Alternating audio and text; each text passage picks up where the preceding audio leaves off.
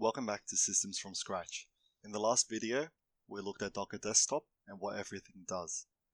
Today we're going to install our first app in Docker, Nginx, a simple web server. Nginx serves websites. It's what runs a lot of web pages on the internet. Even if you don't actually want to host a website right now, that's totally fine.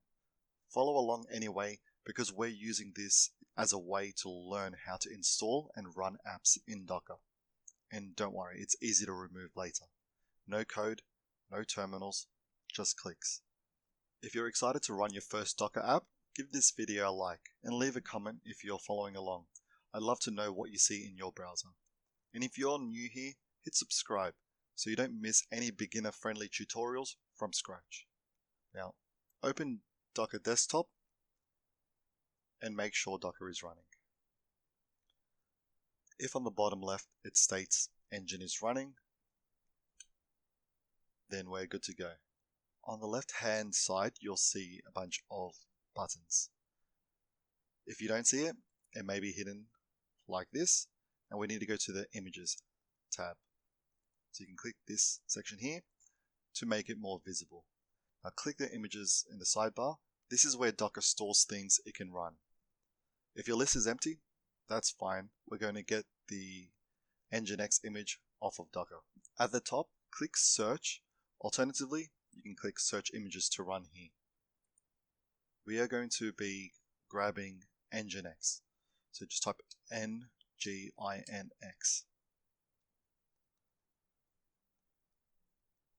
Once you type it, the following would appear. You'll see tags. Tags generally show you the version that you're going to install. Generally, you'll be getting the latest, but you can change it to anything below. For this video, we're going to be using this top one, and we're just going to go down to Perl. And this is the version we're going to be installing today. Once you're ready, click Run. The difference between Run and Pull will download the image to your system, so you can run it whenever you'd like. Run downloads it and runs it straight away. Once it is ready, the following pop-up will appear to run a new container. Open the optional settings and you'll see the following options. For a container name, let's type Nginx. You can put whatever you'd like here as well. Then we have ports. Now, think of ports like doors for your container. The container port is the door inside the container. In our case, Nginx listens on port 80, which you can see over here. The host port is a door on your computer that you open to see the website in your browser. By mapping host port 8080 to the container port 80, we're telling Docker anything that comes to my computer on port 8080, send it inside the container to port 80. So let's just type here 8080. This lets you open a browser on your computer and see what's running inside the container. Now, below that, we have volumes. They are also called bind mounts. Think of a volume as a folder on your computer that you connect to the container. Whatever you put in that folder, the container can see. And if the container changes anything, it updates your folder too. In our case, we're connecting the folder with the website to the container. This means Nginx will serve your website from your own files. And the best part, you can change your website anytime on your computer and it will update inside the container immediately. No commands required. So before we create the volume, let's just create a folder where we're going to store the website. So let's just create a new folder and let's just call it Nginx. Now, select the three dots and search for the folder, which will be in your desktop, Nginx. Once you've selected that folder, we're going to write the container path, like where in a container we're going to point towards. So you just type the following: usr share shara nginx html. So it's pointing that folder to that location within the container. Once you've typed that, just click Run. It will be running in the background. This is still your image search. You can click out of it. On your containers, you would see the following. It'll automatically go here, which will state that the configuration is complete and it's ready for startup. If you don't see this, you can just click containers on the top left and you'll see the following here. The green circle means it is running.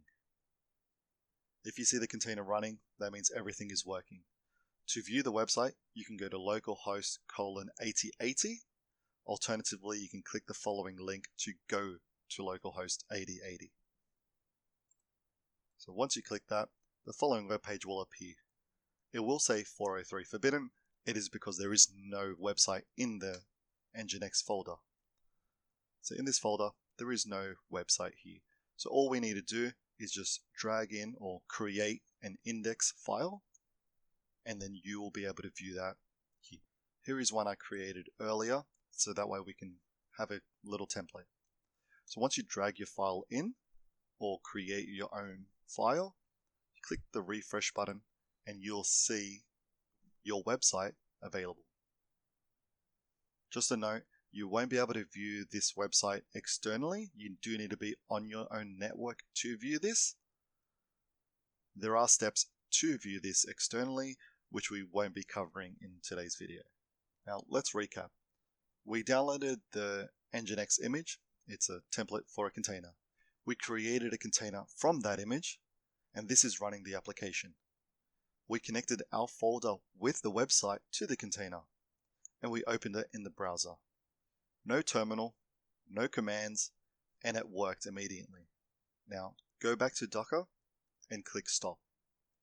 This will stop Nginx from running. And don't worry, your files are still there, so you can still make any changes you'd like. If you refresh the page now, it will go to an error message because the application, the container, is not running. As you can see here. If you go back to Docker and just click the play button to start it again, wait a second, once it's running, go back here, refresh the page, your website is back live. In the next video, we're going to go one step further and talk about volumes without writing a single command. If this video helped you run your first Docker container, give it a like. Leave a comment to let me know what your first website looks like. And if you want beginner-friendly tutorials for Docker, subscribe to Systems from Scratch. Absolute basics from zero. I'll see you in the next one.